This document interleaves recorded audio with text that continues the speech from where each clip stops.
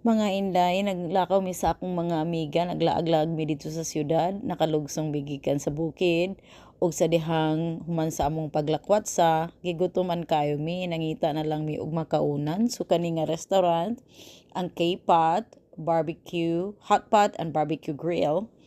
Uni siya ang among natripingan, napilian. Kay gusto ko nung mi musuway sa among makita sa K-drama. So, nag-order na mi. Kay it all you can man, all you can eat, all you can eat man.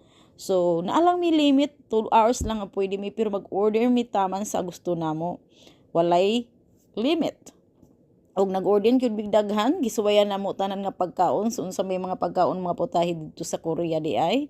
So, nagsugba-sugba ko nung hipod mi, og naghatpat sad mi. Ay, grabe gyud namong busuga. Ah, gisuwayan na mo tanan ang unsay nakalista sa ilahang menu. Lami man dai po ning pagkaon sa mga Koreano. Busog yun mi kaayo. Satisfied yun mi sa among order. Murag, dili na makayag yun 2 ka oras. Sige na lang yun mi kaon. Pero lami, busog yun mi kaayo.